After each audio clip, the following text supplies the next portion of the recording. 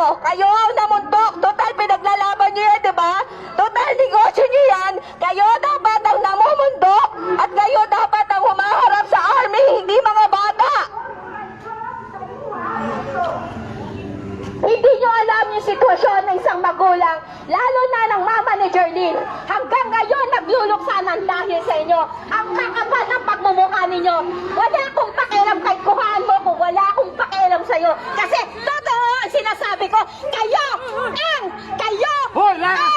dahilan kung bakit nasawi si Jerlyn. Kayo ang dahilan kung bakit nagdurusa ang pamilya ni Jerlyn. Ang kakapal ng mukha ninyo. Lalapit kayo dito, pupunta kayo dito, sasabihin nyo, defend Mindoro, mga gugong. Huwag kayong magpaalis, huwag kayong magpakyat ng kabataan sa kabundukan. Huwag kayong manira ng buhay ng kinabukasan.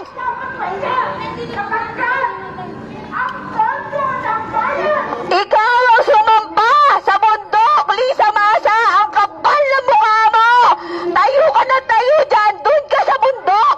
Hindi yung pinagtatanggol mo yung NPA. Ang kapal na mukha mo. Padala mo yung mga anak mo, pati apo mo. Gaga. Ayan mga kababayan, no, magre-react po tayo dito sa mainit na tagpo kahapon doon sa may Camp Kapinpin sa pamamagitan ng mga magulang ng mga estudyanteng na-recruit ng mga NPA at itong sila Lisa Masa at si Antonio Tinio mga kababayan at mga kasamahan pa nila no, sa Makabayan Black, itong mga kaliwang grupo, ang Karapatan, ang Kabataan Party List, Akbayan, Gabriela at iba pa no, na muling bumalik po sila doon sa Camp Kapinpin para hanapin nga po itong si Chantal Anicoche mga kababayan no.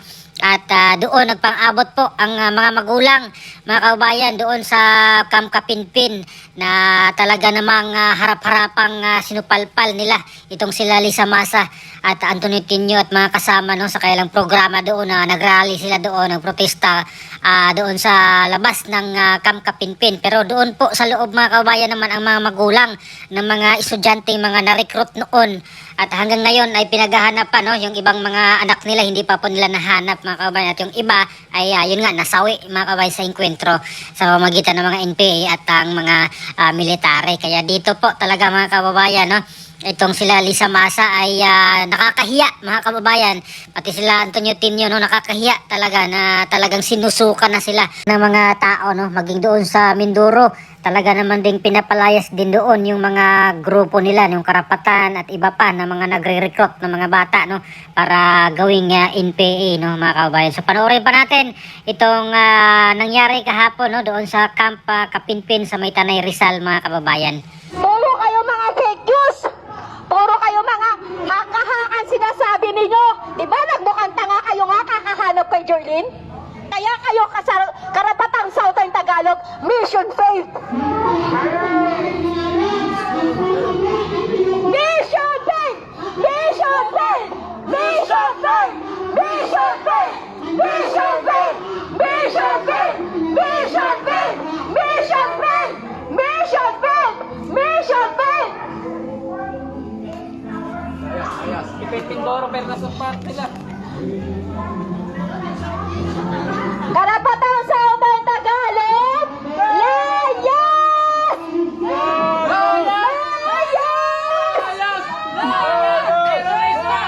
CPP, NPA, NPF, terorista! Terorista!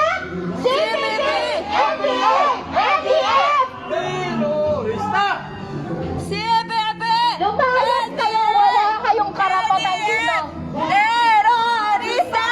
Terorista! Terorista! CPP! NPA! Terorista! Lumayas kayo dito! Layas! Layas! Huwag kayong maggulo dito. Nagtatrabaho yung mga tao dito. Pero nandito kami para tulungan sila. Anong ginagawa ninyo? Kami, yung mga totoong biktima. Kami, yung mga totoo pamilya na siniraan ninyo ng buhay at kinabukasan ng mga anak. Sino ba dinidepensahan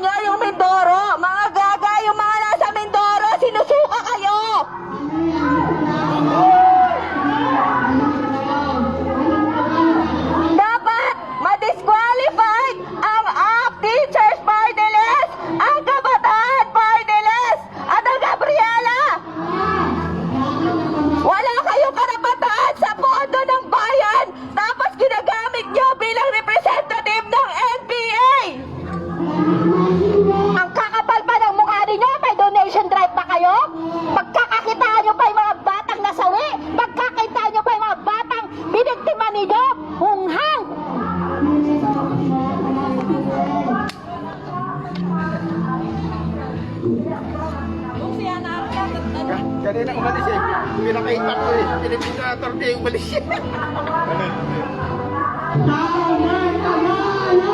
Layas! Lisa Masa, mahiya ka! Tumanda ka na lang tanggol sa mga NPA! Kakakuha ng pondo ng bayan para magamit sa kilusan nyo! Kilalang kilala namin kayo! Mahiya kayo! Mga magulang kami ng mga nabiktima nyo! Puro kayo! Layas! Layas! NPA! NDF! Terorista! Puro kayo mga naratibo ninyo mga peke! Ang tataba ng utak ninyo, pero ang laman ng utak ninyo, hangin! Bobo! Humorista. Humorista. Terorista! NPA! NDF! Terorista! Terorista! Layas! Layas! Layas! Layas! Layas! Layas! Layas! Layas! Layas! Layas! Layas! Layas! Layas! Ayun mga kababayan, no, gigil na gigil po itong mga magulang na mga estudyanteng na-recruit ng mga NPA at pinalayas itong grupo nila Liza Masa at nila Antonio Tinio, no? At iba pa doon sa labas ng Camp Kapinpin sa Maytanay, Rizal, no? At pati nga, sabi nga nila, pati doon sa Mindoro, sinusukan na po sila, pinapalayas na ang kanilang mga grupo, no, na dumadayo doon mga kababayan. At itong sila Liza Masa dapat daw ang mamundok. Mga apo at mga anak, dapat sila yung dadalhin doon sa bundok, hindi yung mga anak nila. Na yung iba po mga kababayan na ilang taon na po nilang hinahanap nga itong kanilang mga anak na walang balita, no? Dahil sumampa or sumama nga daw po, no? At namundok na mga kababayan. At yung iba ay sa kasawiang palad ay talagang nasawi dahil sa inkwentro mga kababayan sa pagitan nga po ng mga sundalo at itong mga grupo ng mga komunistang NPA. Kaya itong mga magulang talagang hindi po natin masisisi, no, yung kanilang galit kung saan po nagmula dito sa mga ginagawa nila na akala mo ay mga inosente, no. Magsalita po itong grupo na ito na talagang champion sila sa karapatang pangtao, sa lahat ng mga bagay mga kababayan, no, na may kinalaman sa human rights, pero yung ginagawa naman nila ay kabaliktaran mga kababayan. Sinasabi nila dito na defend Mindoro, pero sila naman po yung dahilan bakit napunta yung mga bata doon sa bundok. Kaya sabi nga po ng mga nag-rally dito, nagprotesta laban dito sa grupo nila Tinio at ni Liza Masa ay mga plastic, no? Itong mga taong ito, mga fake news yung kanilang pinagsasabi, kabaliktaran naman doon sa tunay na nangyari, no? Yung kanilang mga sinasabing defend Mindoro, pero nang dahil sa kanilang mga pag-recruit ng mga bata, mga estudyante, nawala, nasawi yung mga bata, namatay yung mga bata mga kababayan.